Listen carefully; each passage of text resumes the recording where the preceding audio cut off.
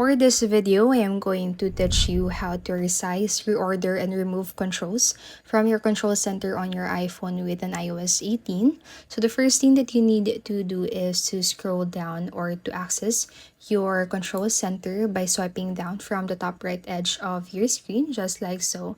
And then once you're in here, you should be able to locate all of your controls that you have. So now for the first one, I'm going to teach you how you can resize the controls. So what you need to do first is to simply long press on any part of your control center, and then this will happen right there. So now what you need to do if you want to resize it is to drag this on the edge of your control center. So you have here this section that will allow you to resize your control. So what you need to do is to drag it and resize your control and make it smaller or bigger according to what you'd like. So for example, right here, this notes control.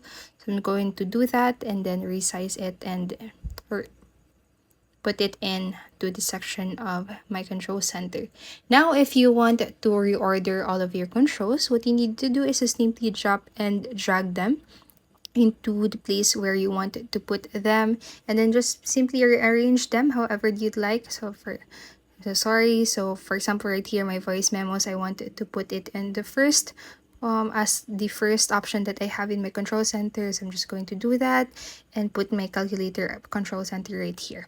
So that's it. That's how you can reorder. And now if you want to remove controls, what you need to do is to simply tap onto the minus icon situated on the left side part of every controls that you have right here. So just going to tap onto it, and then that will allow you to remove that specific control from your control center.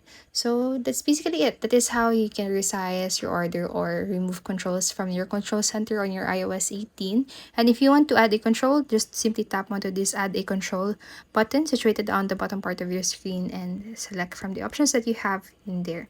So that's it for this video. I hope this video helped you, and if it did, please make sure to like, subscribe, and hit the notification bell button. Thank you so much for watching, and have a great day.